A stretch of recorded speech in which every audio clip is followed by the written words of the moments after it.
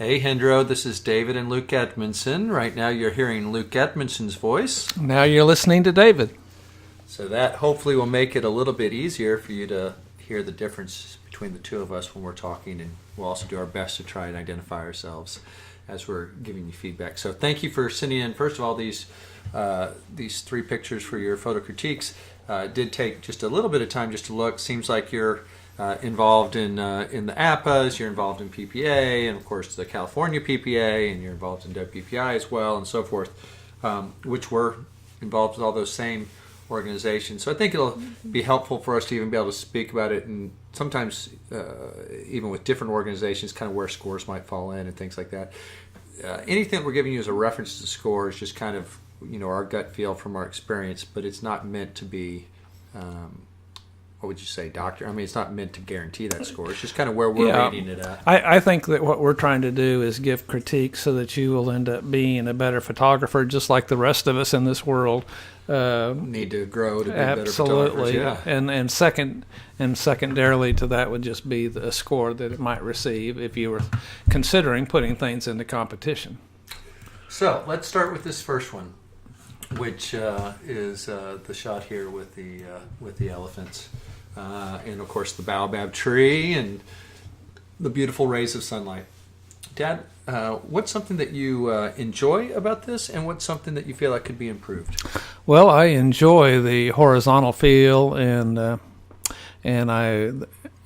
horizon line, and just the feeling of Africa, especially the little rays of light as they're dancing across the elephants. So that's something I enjoy. Something that could be improved? Is that the second question? The contrast between the tree and the elephants seems to be less than the background contrast of the shrubbery in the background. Sorry, Luke. Take a little time. I'm going to zoom into this just a bit to kind of show what we're kind of talking about. Let me find the right. I think it's about a halfway point here. Yeah. Well, typically in art, the subject matters that you want your eye to go to first usually have more contrast, and then the other areas soften up with lesser contrast. Your area that has the most contrast or actually is in the background, which typically in painting would be the area that you would actually do the opposite to. So this area right in here would probably go lesser contrast, and then you'd have a little more snap on the tree and the elephant. So one of the things, this is Luke, as we were looking at this, and I think what Dad's point is driving it well, but so there's another way that you can control, we'll call it the degree of detail, right, which you could do through contrast. It can also be through sharpness, is when we look at this, we've got a lot of sharpness here in all the foreground and what's happening with all of these blades of grass. And then we get here, and as Dad was saying, tonally, the contrast here is not as high, and so it almost causes them to become, even though they are your main subject matter, it almost causes them to kind of recede within the scene. And then over here, as Dad was saying, you've still got large amounts of sharpness and detail that's happening here. And of course, we've got this tree. When we look at it more backed off, and we start to see this arrangement, we've got the light coming from up here, we've got our subject matter, which is here, and then of course we come across that triangle, and then we have this baobab tree and what it's doing. Because of the scale of the baobab tree, it dominates the scene. In fact, one of the things that I was talking with Dad about and suggesting is that perhaps the most interesting part of this photo, if you were doing it from an impact standpoint, would be to actually eliminate that side of it over there to some degree, if the strength of this image was really about this embrace. The challenge for that, and I think you may agree to this, is that while, and I think you even titled it something like A Mother's Love, it's trying to evoke a feeling of sentiment and so forth. But when we go into examine this in perhaps a bit more detail, and I believe that all this happens in our conscious and our subconscious, but we'll take this over here. We'll go in like this to 1. When we're looking at this, it really just feels like the two of them are overlapping each other. It doesn't feel like there's a sense of emotional or physical gesture and connection between the two of them. In other words, it doesn't feel as if this elephant's trunk here had come and maybe wrapped around here, or perhaps this trunk had come and wrapped around here. It just feels like they were separated by distance and by chance happened to overlap, and that's where we're seeing that shape and that connection. So it's one of those things that the more that you examine the picture and seek to be rewarded for the title or for some sort of emotional or physical embrace, that's where, to me, it starts to fall apart just a little bit. And then when you add into it that size of the tree,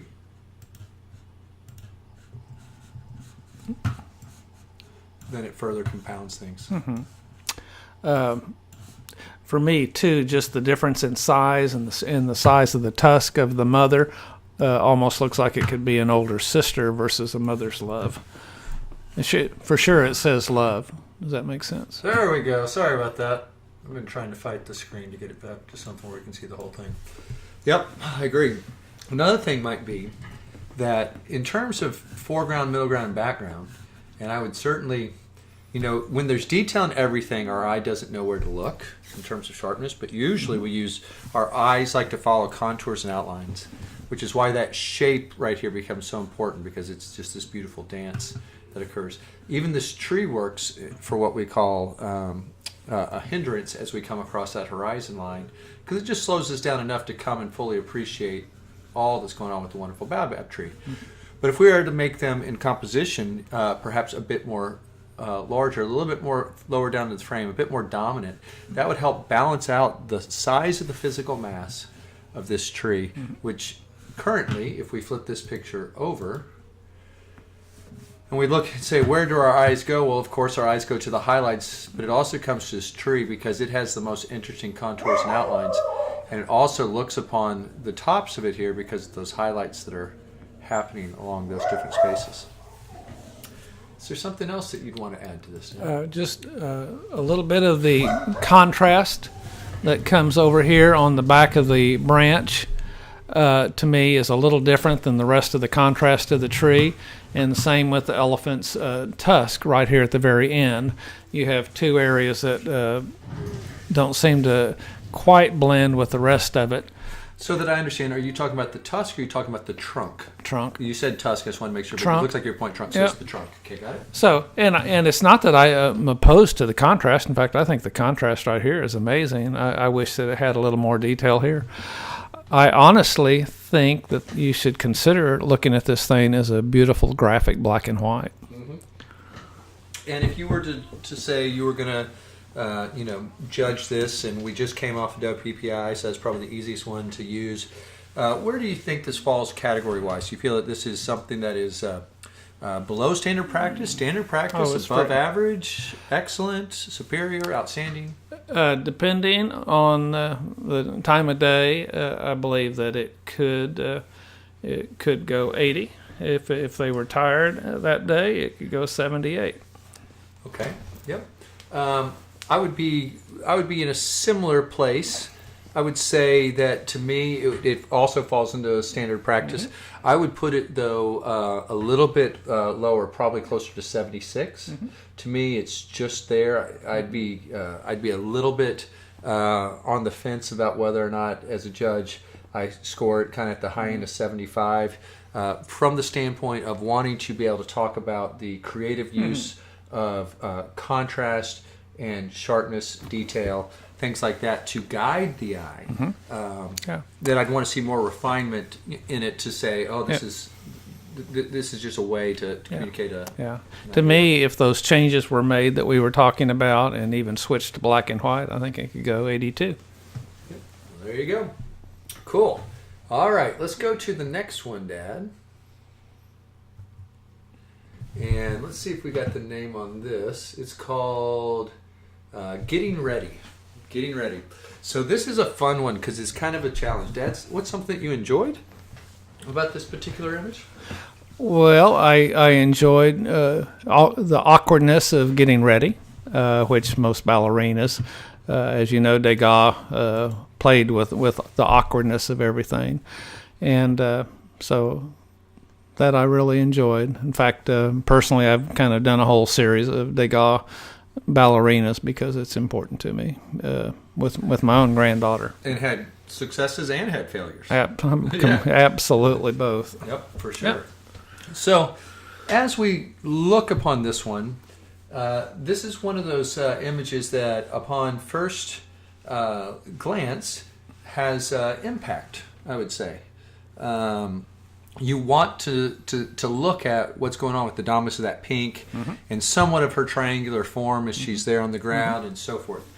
But the more that you start to see it, the more that you start going, wait a second, there's some things that are potential disconnects that are drawing attention themselves unnecessarily and take us away from being able to believe this particular moment. One of the things that kind of jumped out at me was the sense of whether it's a mirror or a window on the wall, whatever this is that's here, it's as if there's a shaft of light that was kind of created in post-production to take us on this path down into her. However, the direction of light coming in from the shadowing on these chairs and so forth is all coming from the opposite direction. Now there is obviously light coming back in on her. I wouldn't say opposite, but it's coming in from a different direction. From a different direction, fair enough, yeah. You can see that there is light that's coming in on her this way, but it doesn't feel like it's being originated from this particular light source. Yes. If it was coming through the window, the right where Luke has right here, this white area would probably be brighter as the light source is coming through. The way that your eye comes through this, and this is kind of, I'm going to just do the design curve and see how it comes. Our eye's going to come down here, come back around, and it's going to end up somewhere in here, which is part of a beautiful design. This blocky mass of the bench, to me, kind of takes you away from where you want your eye to be because it's a little bit more dominant than the little ballerina, and one of the hard things to do is baseboards, to be honest, and sometimes you want them to feel like they're a little less contrast because I believe it kind of brings our horizon line up just a little bit higher than I love it more just a little bit low. I think we need to watch tangencies, as you can look. I wish I had a mouse here. It's just moving around. The nose, or a book or something like that I can do that. The nose is going straight tangency into the leg. And the pink is doing a tangency with the chin. So these are things that design-wise make it a distraction. Yep, for sure. So the other thing that I didn't say before I jump back to Luke is that turning her just counterclockwise 10 degrees would not make the back as dominant and give that beautiful kind of ballerina, beautiful back that is typical of most ballerinas. And again, from the light source, this seems to be one of the hotter lit areas versus where the light source is coming through. So it's just has a mixed message on the lighting of the ballerina. Yeah. So as he's talking about some of those different things, I agree with him in terms of the shape of this back and creating a prettier shape of the back, which can be solved through turning.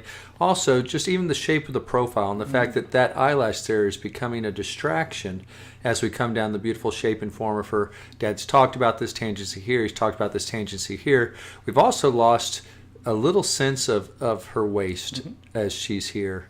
And so the arms are graceful.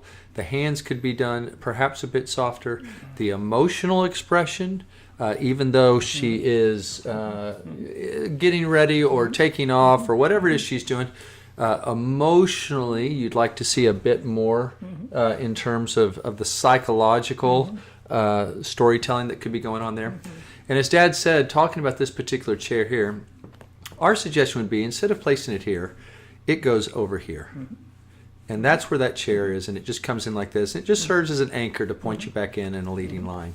And then you allow this triangle right here of the wall then just become that negative space. And you're able to shift her perhaps over just a bit in terms of the relationship of that and create a stronger sense of a triangle and dominant mass with her there to then make her more important than this chair, which is currently the largest object that's inside of here. There's a sense of a little bit of an idea of trying to mirror these diamonds that are happening here in terms of the pattern of what this is.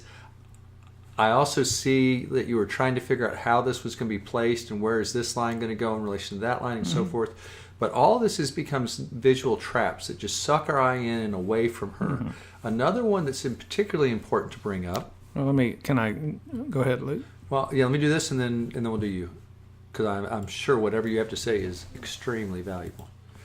So notice here, and this is very common, because it could be that the tonal value of this particular part of the baseboard and the tonal value of it right here is exactly the same.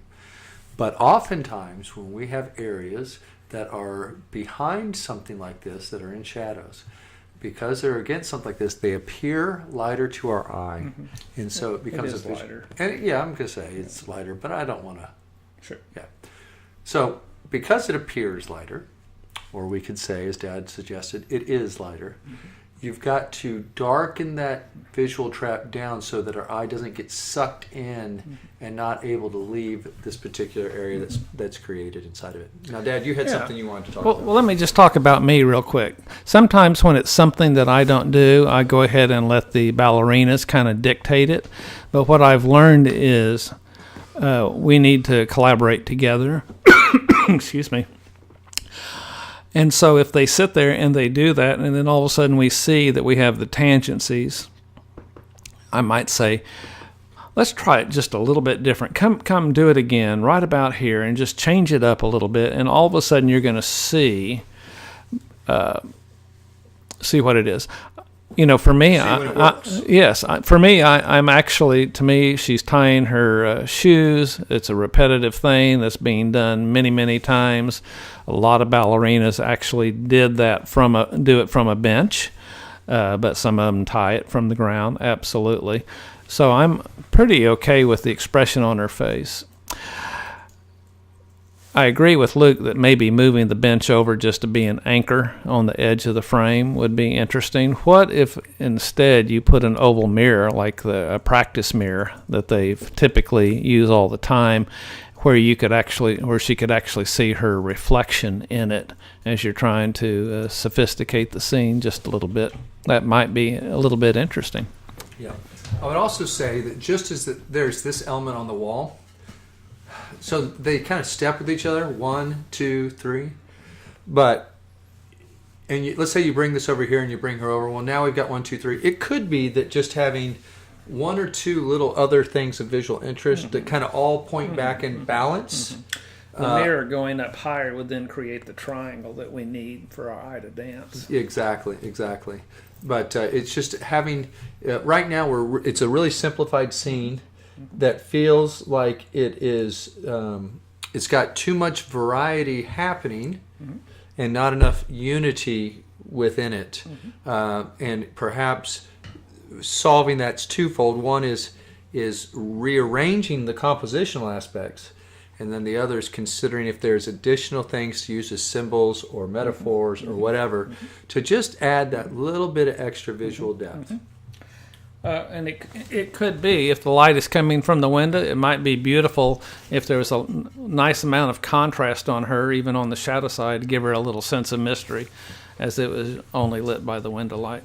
Yep. Now, you've used a texture on this, and it's just worth noting. It also feels like you've done some painting that's on here.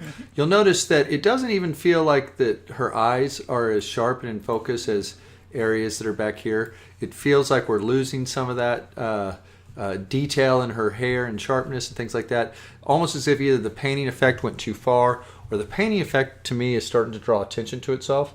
I'm not sure so the trick on the painting effect is there's times where it works to draw attention to itself, but if it's unnecessarily doing so is when it fails. Absolutely. So that you have to provide a justification or a reason why that this interpretation of the paint technique works, and then watch out for little things like that. And I'm not sure if the texture there is really helping or not. Do you have a strong opinion on if the texture is? I'd love to see how it works out. Yeah. I wouldn't throw it away at this point. Let me just tell you from personal experience, I got my children and grandchildren together and had an absolute utter failure in trying to do a scene very similar to this, and it ended up being a disaster. The only reason I like it is because it's the people I love. Exactly. Exactly. If you were to score this, where would you say that it kind of falls? Do you feel like it's requires improvement in technique? It's a standard professional practice, above average? I believe that a judge who becomes myopic could tear it apart. And so that scares me a little bit if they don't see the whole picture. I think it would be I'm just 74, 75. Yeah, I'm just saying, what kind of category range do you feel that it falls in? And I would say the same thing. I would say that the lay person sees this photo and they tell you what a beautiful photo it is. And somebody with perhaps a more higher visual IQ might look at it and say to themselves that this is something that requires improvement in technique. Mm-hmm. Yeah. Okay, just looking over here at this third one that you've sent us, which is the beautiful young girl blowing on the dandelion. Mm-hmm. Dad, what's something that you enjoyed? I love the lens selection. I love the stacked feel of it so that the background goes soft. I think it's just appropriately amazing. I love the way that your eye enters, comes down around the tree, comes back around to the dandelion, and I love the little flakes coming off of the flower. Are there areas that you see room for improvement? I do. Going back to just posing again and feeling uncomfortable versus comfortable with posing, I think her back is a little slumped over. And I believe that her hand needs to come up about an inch taller to make it not part of the tangency coming off the leg. Just 1 inch higher where it just didn't break at that level would be wonderful. I do not mind the fact that she's leaning forward a little bit, engaging with it. I also think it should be cropped probably a little bit tighter and get rid of some of the areas that are not essential. Yep. So let's just kind of talk about that cropping aspect and so forth. Now, we talked in the previous one about kind of the sharpness that was present within the entirety of the scene. Conversely, this is one that is using varying degrees of sharpness and detail to help direct our eye and engage our eye. Thus, the background going much softer really seems to help, even the way that the foreground is and so forth. When you talk about the cropping, I think that part of it could be even, is it kind of right in about here?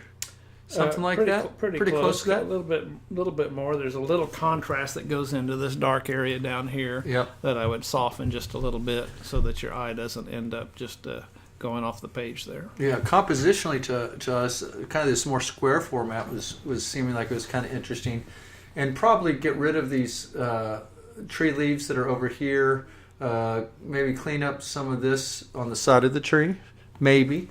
That's not a for sure. The contrast is just a little harsher right there. I'd probably open it up a little bit more to show the line of the I'd tone this down so that this is the most dominant part within that particular scene. But then you kind of come in and you follow this line, you come straight under her. You've also got this wrapping kind of angle of the tree trunk itself.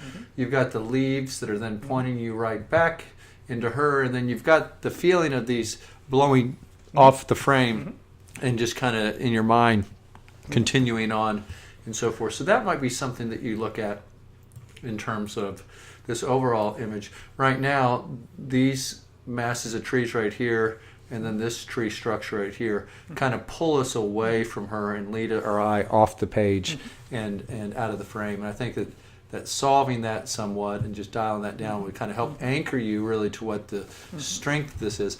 I, like you, also feel that the back is better than the other one in terms of showing a little bit more of the thinness of it, but I do feel like there's a lot of compression that's happening here. I feel like her neck has started to get a bit stretched. And even though she's blowing, it doesn't necessarily feel like I see that energy from her lips, even though it doesn't seem to match the intensity of how hard this is blowing here, which I recognize is a difficult thing to do. And then secondly, I don't get a sense of excitement or wonder from her eyes that emotionally makes me feel like she's enjoying this, like I feel like I would want to be rewarded when I look at this and see this kind of moment from a distance. Absolutely. Unfortunately, sometimes as parents, we know that all of a sudden all we can find is one dandelion, and as soon as they blow one breath of it, it's gone, and you have to find another, and then you're out of them. So Yep. I understand the frustration of that, but what Luke said is accurate. Yep. And again, just a little openness in the tummy line with posing where it just doesn't feel so compressed. Yeah, right in here. And then I call it the bra line or whatever it is on her dress down here. Oh, Just here, just creates Yeah, a that- distraction. that tonal value. Yep. And then, it's just the little things, like if you're going to work on this image, if these leaves right here aren't serving a purpose, just remove them. It's not critical that they're there if they're not adding value. As it stands right now, they just kind of are existing. Contrast area in here could be softened just a little bit. Yeah, let me see if I can zoom out a little bit on that just to get it a little bit more. I don't know where. Yep. You're talking about this contrast area right in here on those trees. Correct. Is where you could just let that recede just even a baby bit more. Enjoy the backlighting that's on her to kind of give us this rim light and that kind of stuff. Of course, that's what illuminates all that's going on right here. So that's something. The highlight control on her knee, even though a judge may look at this and say, oh, I wish there was better control of the lighting and stuff like that, It's fine. it feels appropriate to the moment. And so to me, that's one of those imperfections that actually adds to something rather than detracts from it. Maybe this little branch right here is one that isn't really, adding some value to it. So those are just some kind of things. When you talk about a score for something like this, where do you see this falling? Well, let me just hit one more thing Sure. before we go to score. If her hand had come up higher, then when she's blowing, it would have a feel of up in the air versus down to the grass. So basically you're saying this right here coming down this way would kind of come a little bit more up in here Absolutely, which- and feel like it extends out this way. And especially if it was more, you can almost get that sense here as we start to pull it like this, where it feels like it's starting to lift off and pull away. And you're just saying basically you'd like to see that kind of going on Absolutely. this type angle right here. And I just, to me, I just make it so that the sharpness and amount of detail that's inside of her is the greatest. Absolutely. And that means that this tree here Soften is a going little to bit. need some softening as well, just so that as a physical mass, which is so dark and strong, that it seems to recede just a little bit. I think we're talking maybe 10 or 15%. Yeah, it's good to give a kind of an idea of what we mean by that. Yeah, we're not saying it goes back to the level of this. We're just talking just subtle variations. If you were to say, Dad, a score of kind of where you feel this falls. As is right now, I'd say it's 76. Yep, 76. See, my gut was telling me it just feels like it's smack dab in standard professional practice. So I was falling at 77. So we're very close right there. To me, this is the type of work that we should all be creating on a daily basis. It's the kind of thing that we might present to a client because we know, hey, we might crop it any number of different ways. And so we've left some space on it, in order to be able to do that. But in terms of print competition, once it becomes ready for presentation to a judge, that's where some of this stuff that's happened over here, I'd love to see that the composition tightened up. Yeah. As long as we're talking about contrast on the tree, these two areas up there and the higher area, same thing, that little bit of softening. Yeah, just a little bit of soft. Yeah, so even though these pull us down in here and point in terms of gesture of the tree down towards her, there is a lot of sharpness that's happening on them because they're clearly on the same plane. So this is a post-production refinement here to finish off the image to bring it back in towards her. Yeah, I think we had noticed on your Facebook page that you have been using a filter and very effectively for a lot of your stuff that has a lot of mid-tone to darker ranges, where it's just done a beautiful job of adding that kind of afternoon, evening sun glow. On this one that has a lot of upper to mid-tones in it, I'm not sure the color palette of it is as successful. And I don't mean to just jump on black and white, but it could be making those refinements and switching it to black and white. You might find that it goes up 3 or 4 points. Yeah, that's an interesting thought. I'd be curious to see what it looks like in black and white. I think then you really get back to the strength of the gesture of her hands, Sure. the strength of the gesture and the emotional aspect of her face. It's going to be more focus and attention drawn to it in black and white, and so that would really have to be amplified. My personal feeling is I enjoy somewhat the warmth of this kind of late afternoon sun. So, if you were sticking with this particular frame capture, my personal suggestion would be to keep it in color. If you had another one that had more strength, then I'd look at another. The tan line right in here would probably need to be fixed. Yeah, you could come in and work on skin tone to kind of make sure that it's kind of very harmonious all throughout on any of the exposed skin. Well, there you go, Hendro. Hope that helps, and thank you so much for giving us a bit of your time to do your photo critiques.